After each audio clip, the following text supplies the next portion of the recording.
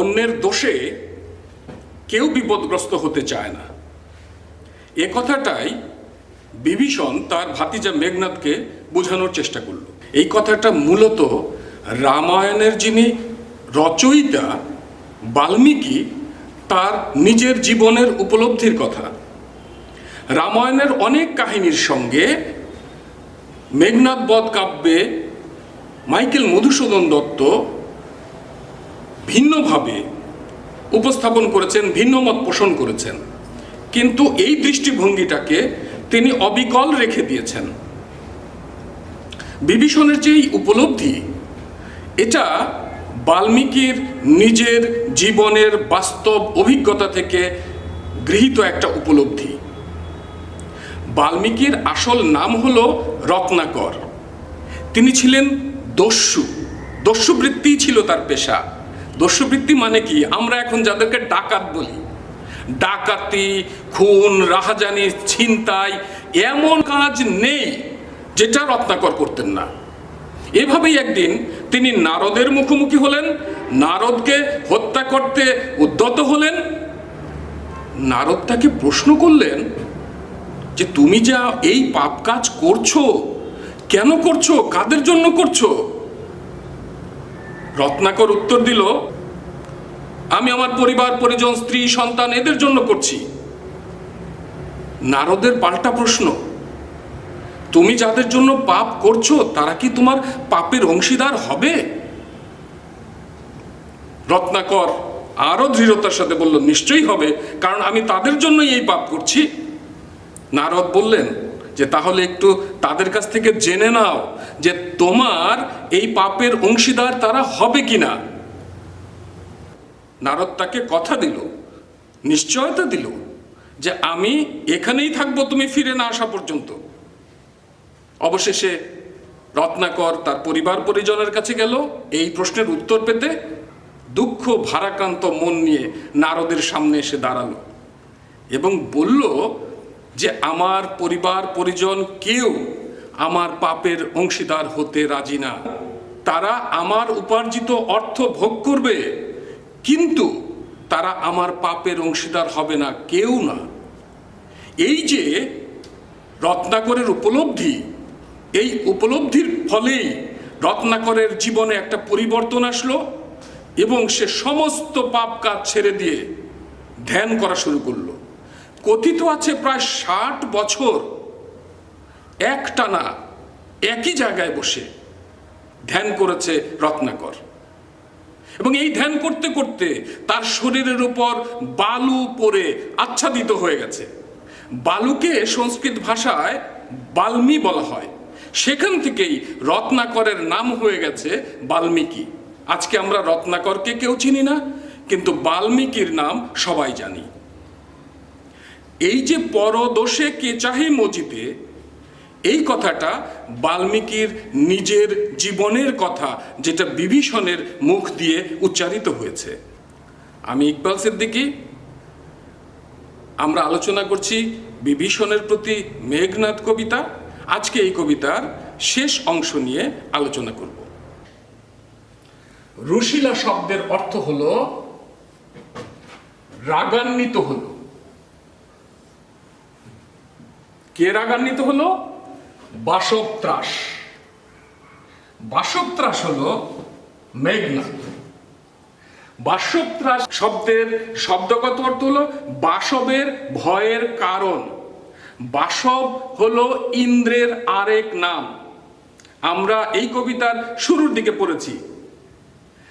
বাসবকে মেঘনাদ পরাজিত করেছিলেন, অর্থাৎ মেঘনাদকে দেখেই বা মেঘনাদের মুখোমুখি হতে বাসবের ভয় কাজ করে, সেই জন্যই এখানে মেঘনাদকে বাসবত্রাস বলা হয়েছে।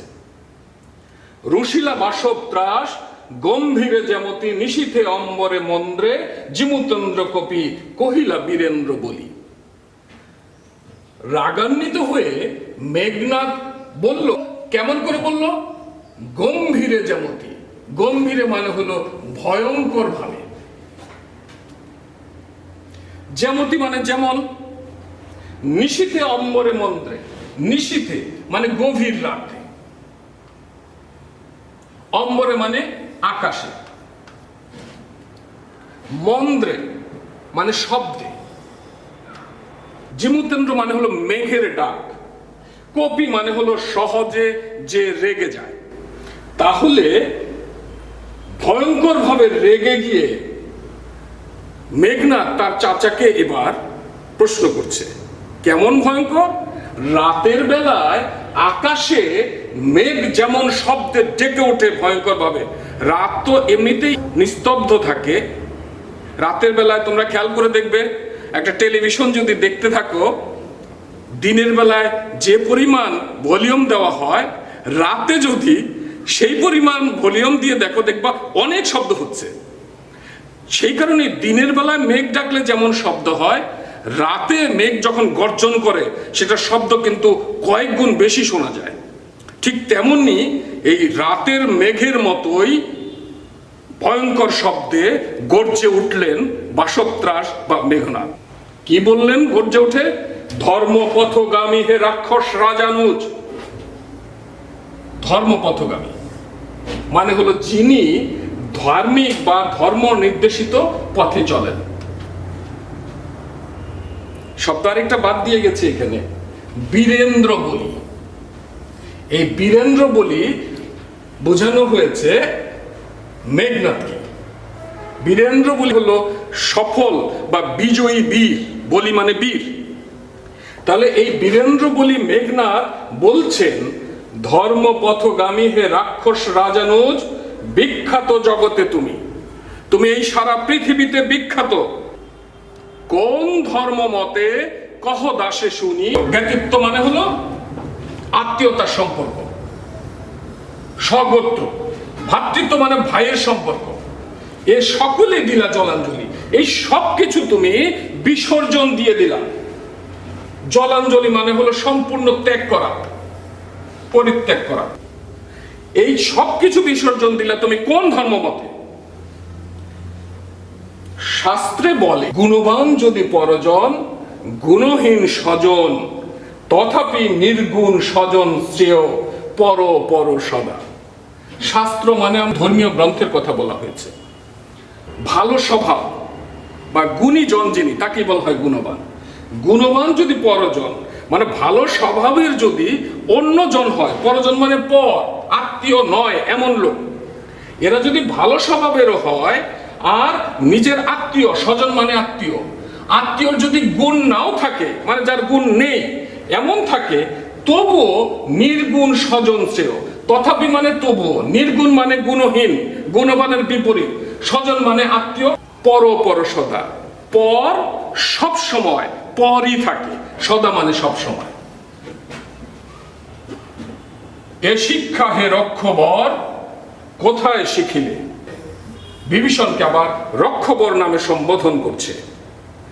রক্ষবর শব্দের অর্থ হলো রাক্ষসদের মধ্যে শ্রেষ্ঠ। এই তোমার শিক্ষাটা তুমি কোথায় শিখলে? শাস্ত্র তো যে আত্মীয়কে দেখতে হবে আগে, আত্মীয়র পক্ষে থাকতে হবে, স্বজনের পক্ষে থাকতে হবে, পরের পক্ষে নয়। তুমি এটা কোথা থেকে শিখলে? এই প্রশ্ন করলো খুবই রেগে গিয়ে। এবারই প্রথম মেঘনাদ রেগে গেল চাচার উপরে। কিন্তু পরক্ষণে আবার বলছে মেঘনাদ, কিন্তু বৃথা গঞ্জিত মা, কিন্তু তোমাকে অহেতুক তিরস্কার করি। হেন সহবাসে হে পিতৃব্য, বর্বরতা কেন না শিখিবে? হেন মানে হলো এরকম বা এমন, সহবাসে মানে হলো একসঙ্গে থেকে বা একসঙ্গে অবস্থান করে, একসঙ্গে বাস করে। বর্বরতা মানে হলো নিষ্ঠুরতা। এরকম মানুষের সাথে যদি তুমি থাকো, তুমি কেন বর্বরতা শিখবে না? গতি যার নিজ সহ নিজ সে দুর্মতি। যার চলাচল হলো নিকৃষ্ট লোকের সঙ্গে, তার তো এরকম অসৎ বা মন্দ বুদ্ধি হবে। আমরা যেমন বলি সৎ সঙ্গে স্বর্গবাস, অসৎ সঙ্গে সর্বনাশ। মেঘনাদ বলতে চেয়েছে যে আমার চাচা শ্রেণীর লোকদের সাথে মিশে নিজেও মন্দবুদ্ধি রাক্ষসে পরিণত হয়েছে।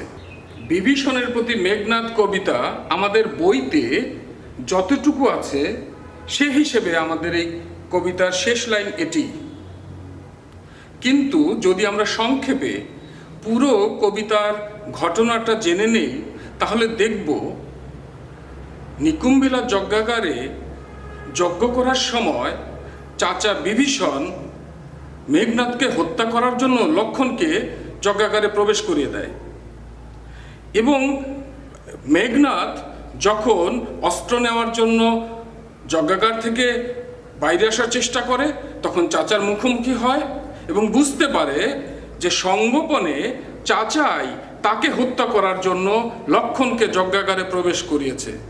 সে খুবই মর্মাহত হয় এবং চাচাকে নানান যুক্তি দিয়ে বোঝানোর চেষ্টা করে যেন সে লঙ্কার পক্ষে থাকে, মেঘনাদের পক্ষে থাকে, অর্থাৎ তাদের নিজের মাতৃভূমির পক্ষে যেন তার চাচা দাঁড়ায়, অবস্থান করে, সেটার জন্য বৃথা চেষ্টা করে যায়। কিন্তু যখন সে ব্যর্থ মনোরথ হয়ে চাচার সঙ্গে এই কথোপকথন করছিল, সেই কথোপকথনেরই এক ফাঁকে লক্ষ্মণের জ্ঞান ফিরে আসে। সে উঠে দাঁড়ায় এবং অতর্কিতে নিরস্ত্র মেঘনাদের উপর পেছন দিক থেকে হামলা করে। এই হামলার মধ্য দিয়ে জবনিকা ঘটে একজন বীর দেশপ্রেমিকের, যিনি তার মাতৃভূমির জন্য তার জীবনকে উৎসর্গ করেছিলেন। তার নাম হলো মেঘনাদ। মেঘনাদকে আমরা দেশপ্রেমিক এবং অন্যদিকে বিভীষণকে দেশের বিরুদ্ধে ষড়যন্ত্রকারী বা দেশদ্রোহী হিসেবে চিহ্নিত করি। এই কারণে করি যে মেঘনাদ তার মাতৃভূমি লঙ্কায় থেকে সে কিন্তু অন্য দেশকে দখল করতে যায় নাই। তার দেশকে যারা দখল করতে এসেছে, তার দেশকে যারা পরাজিত করতে এসেছে, তার দেশের স্বাধীনতাকে যারা ভুলুণ্ঠিত করতে এসেছে, তাদের বিরুদ্ধে সে বীরের মতো লড়াই করে তার জীবন উৎসর্গ করেছে। আমরা যদি এই ঘটনার সাথে একটু মিলিয়ে দেখি, 1757 সালে পলাশীর প্রান্তরে নবাব সিরাজউদ্দৌলার নিকটাত্মীয় এবং প্রধান সেনাপতি মীর জাফর আলী খানের যে ভূমিকা, আর এখানে এই লঙ্কাপুরীতে বিভীষণের ভূমিকা, কত মিল দেখা যায় তাদের দুজনের ভূমিকার মধ্যে। সেদিনও ইস্ট ইন্ডিয়া কোম্পানির কাছে আমাদের এই ভারত উপমহাদেশের, আমাদের মাতৃভূমির স্বাধীনতা যেন ভুলুণ্ঠিত না হয়, তার জন্য নবাব সিরাজউদ্দৌলা প্রাণপণে চেষ্টা করেছিলেন, জীবনকে তিনি বাজি রেখেছিলেন। এখানেও মেঘনাদ তার মাতৃভূমি রক্ষার জন্যই জীবনকে বাজি রেখেছেন।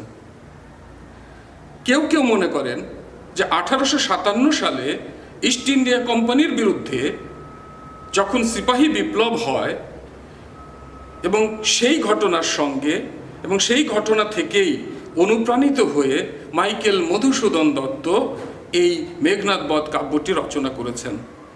অনেকেরই আবার ধারণা যে মেঘনাদের যে জীবনের ট্র্যাজেডি, এই ট্র্যাজেডি আসলে মাইকেল মধুসূদনেরই নিজের জীবনের ট্র্যাজেডি। যাই হোক, আমরা বিভীষণের প্রতি মেঘনাদ কবিতাটা আলোচনা করলাম। এর পরের কোনো ক্লাসে আমরা এই কবিতার বিভিন্ন চরিত্র নিয়ে এবং মাইকেল মধুসূদন দত্তের কবি পরিচিতি নিয়ে আলোচনা করব। এই প্রত্যাশা ব্যক্ত করে আমি আজকের মতো বিদায় নিচ্ছি। সবাইকে ধন্যবাদ।